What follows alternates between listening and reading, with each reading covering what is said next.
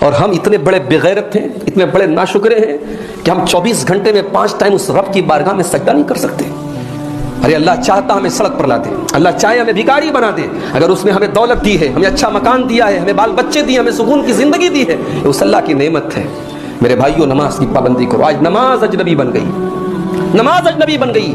کوئی اپنی دکان پر بیٹھا ہے نماز کے ٹائم، کوئی موبائل میں لگا ہوا ہے نماز کے ٹائم، کوئی اپنے کاموں میں لگا ہوا ہے نماز کے ٹائم۔ کہیں بڑا اچھا جملہ میں نے پڑھا تھا کہ اپنے کام سے کہہ دو کہ نماز کا ٹائم ہے، اپنے کاروبار سے کہہ دو کہ نماز کا ٹائم ہے، نماز سے مت کہو کہ میرے کاروبار کا وقت ہے۔ نماز کا وقت آ جائے تو سارے کاروبار بند ہو جانے چاہیے۔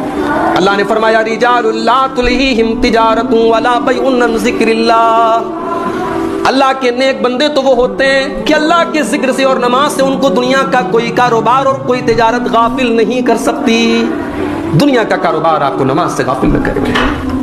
آج ہر مسلمان، اللہ کے نبی فرماتے ہیں الا اخبرکم بنسائکم من اہل الجنہ، کیا میں تم کو ان عورتوں کی پہچان نہ بتاؤں جو جنت میں جائیں گی؟ کل ودود ولود، ہر وہ عورت جو شوہر سے محبت کرنے والی ہو اور زیادہ بچہ جننے والی ہو۔ اب یہ زیادہ بچہ جننے والی کیسے پہچانیں گے؟ رشتہ کرنے کے ٹائم یہ دیکھیں گے اس کے خاندان کی اور عورتیں کیسی ہیں۔ اگر ان کے یہاں ڈلیوری اور پیدائش کے معاملات آسان ہیں، اس کا مطلب کہ اس گھر کی عورتیں زیادہ بچہ جننے والی ہیں۔ تو اگر ایسی عورت مل جائے، ایسا رشتہ مل جائے، اس کو ترجیح دیا جائے۔ اللہ کے نبی فرماتے ہیں کہ ہر وہ عورت جو زیادہ محبت کرنے والی، زیادہ بچہ جنم دینے والی، اذا غضبت او غصی الیہا او غضب زوجہا، اگر اس کا شوہر ناراض ہو جائے، اس کا شوہر غصہ ہو جائے، تو کہتی ہے ہذہ یدی فی یدک، یہ میرا ہاتھ تیرے ہاتھ میں ہے، لا اقتحل بغمض حتی ترضى، میں رات میں سوؤں گی نہیں جب تک تو راضی نہیں ہو جائے گا۔ جب تک شوہر خوش نہ ہو جائے، جب تک شوہر راضی نہ ہو جائے، وہ رات میں آرام نہیں کرتی ہے، اس کی آنکھوں سے چین غائب ہو جاتا ہے۔ یہ ایک جنتی عورت کی پہچان ہے۔ میرے بھائیوں، آج ذرا ذرا سی بات پہ طلاق تک نوبت آ جاتی ہے، چھوٹی چھوٹی باتوں پر آج گھر بگڑ جاتے ہیں۔ میرے بھائیوں،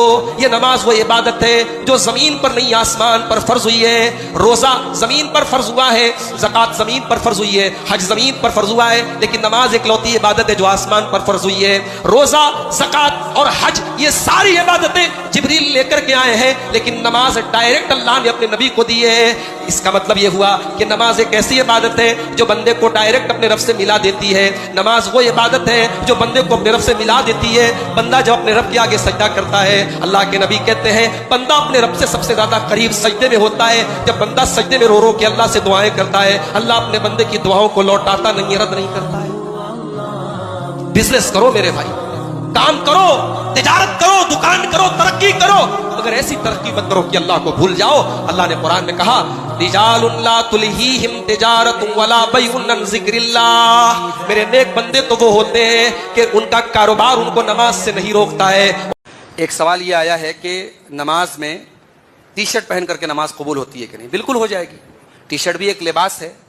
مرد کے لیے نماز کے اندر ناف سے لے کر کے گھٹنے تک کا حصہ ڈھکا ہونا ضروری ہے، اور کندھے پر کوئی چادر کا ہونا ضروری ہے، کندھا ڈھکا ہونا ضروری ہے۔ لیکن اب اس کا مطلب یہ نہیں کہ صاحب آپ بنیان پہن کے چلے آئے۔ نماز ایک ہوتا ہے کہ ہو جاتی ہے، اور ایک یہ ہوتا ہے کہ نماز کی جو بہترین صورت ہے، اللہ تعالیٰ نے قرآن میں فرمایا کہ خذوا یا بنی آدم خذوا زینتکم عند کل مسجد، اے آدم کی اولاد، مسجد میں، نماز میں اپنی زینت کو اختیار کر لو۔ تو جو ہمارا ایک زینت والا لباس ہے، جو ایک یعنی کامن ڈریس ہے، وہ ہم استعمال کریں۔ اب صاحب جس کپڑے کو پہن کر کے ہم محلے کے کسی آدمی کے سامنے کھڑا ہونا پسند نہیں کرتے، ہم وہ بنیان پہن کر کے جو ہے ہم نماز پڑھیں، یہ مناسب نہیں ہے۔ ایک ہوتا ہے پڑھ سکتے ہیں، اور ایک یہ ہوتا ہے یہ بہتر نہیں ہے۔ تو اگر مرد کا جو سطر ہے وہ ڈھکا ہوا ہے اور کندھے پر چادر ہے تو نماز ہو جائے گی۔ لیکن انسان اب جیسے ٹی شرٹ ہے تو ٹھیک ہے، ٹی شرٹ میں نماز ہو جائے گی۔